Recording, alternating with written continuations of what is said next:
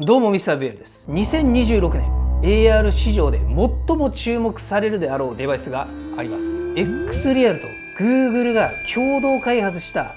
プロジェクトオーラです。Galaxy XR と同じ Android XR で動くメガネ型で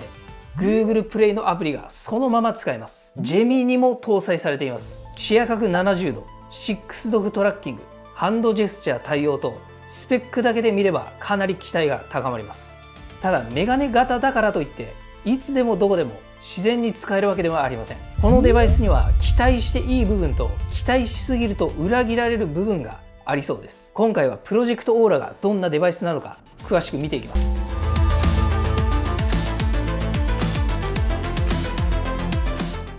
まずプロジェクトオーラの位置づけを整理しましょう。今回の Android ショーで Google は XR デバイスを3つのカテゴリーに分けて説明しました。1つ目は Galaxy XR のようなヘッドセットです。没入型は最高ですが、大きくて外には持ち出しにくいという欠点があります。2つ目は AI グラスです。軽くて一日中使えますが、ディスプレイが小さいか、そもそも搭載していません。そして3つ目が、この2つの中間に位置するプロジェクトオーラです。X リアルが得意とするメガネの形で、外出先でもヘッドセットに近い体験ができるデバイスです。持ち運べる Galaxy XR と言ってもいいかもしれません。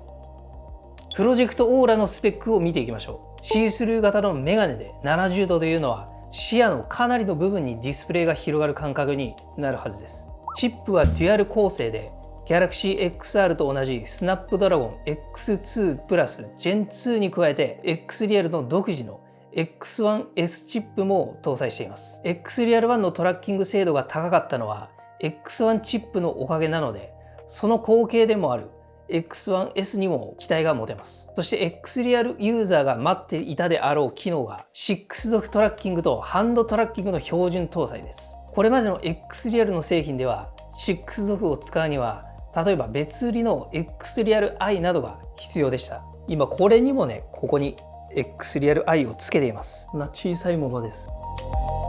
これを別でつける必要があったんですね。なんか今気づいたけどペリペリがついてたから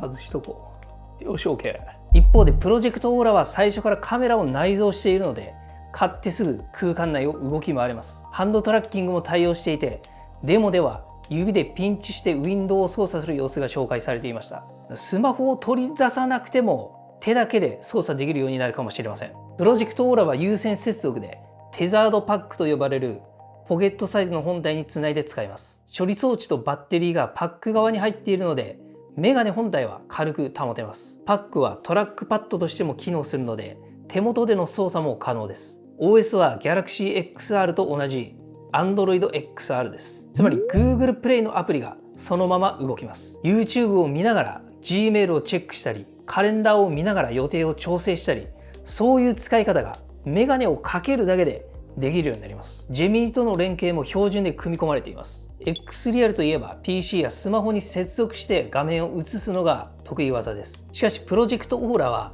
従来の X リアル製品のようなスマホ、PC 接続の機能は使えず AR グラスとしての機能がメインになるのかと思っていました。ところが今回の発表で Android XR に PC コネクトという新機能が追加され PC との連携が可能なことが分かりました。これはかなり嬉しいポイントです。デスクトップ全体を表示することも特定のアプリのウィンドウだけを取り込むことも可能なようです。ここで重要なのは単なる映像出力ではないということです。Android XR システムとして画像データを取り込んでいるためジェミニが表示内容を認識します。この画像にボケ効果を追加するにはと聞けばジェミニが画面を見て操作方法を教えてくれます。 PC で作業しながら AI アシスタントに質問できるというのはかなり便利そうです。ただ従来の X リアルシリーズのようにスマホに直接つないで使うことはできません。テザードパック経由なのでスマホとはワイヤレス接続になります。ただ Galaxy XR ではスマホ画面のミラーリングに対応していますが、プロジェクトオーラで同じ機能が使えるかは現時点で不明です。ここまで見る限りスペックは魅力的ですが、使える場所には制限がありそうです。プロジェクトオーラはフラットプリズムレンズを採用しています。X リアル1 Pro と同じ方式で従来のバードバス方式から44% 小型化しています。フラットプリズムのメリットは小型化だけではありません。視野角を広く取れること、外部からの反射や光漏れが減ること、映像のエッジがくっきりすることなど、見え方の品質も向上しています。一方でここが重要なんですが、今回公開された実機を見ると、これまでの XR シリーズと同じく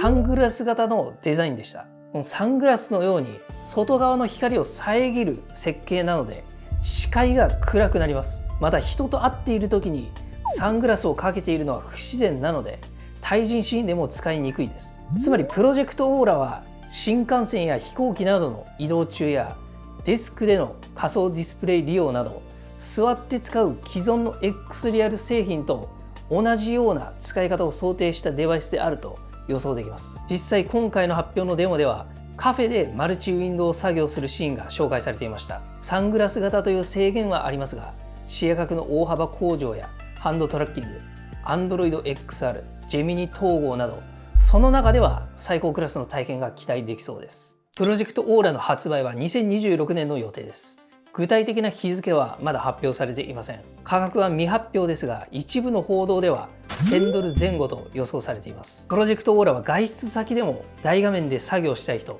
PC と連携して AI アシスタントを活用したい人に特におすすめになりそうです。Galaxy XR ほど没入感はいらないけどメガネ型がいいという人、Android XR エコシステムに興味がある人にもいい選択肢になるでしょう。逆に屋外を歩きながらや日常的に AR を使いたい人には難しいかもしれません。プロジェクトオーラは携帯できる Galaxy XR、どこでも展開できるワークステーションのイメージだと思いました。そして実は今回の発表ではプロジェクトオーラ以外にも面白い発表がありました。それが Google の AI グラスです。そちらについては次回の動画で詳しく解説する予定なので、ぜひチャンネル登録してお待ちください。皆様このプロジェクトオーラ、どこでどういう風な使い方をしたいでしょうか。やはり新幹線で作業をしたりとか、カフェで作業をしたり、やはり自宅で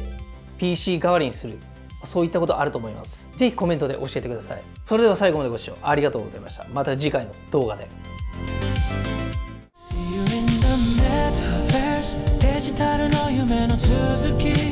Mr. VR saying goodbye でもこれはさよならじゃない See you in the next stream 新しい冒険が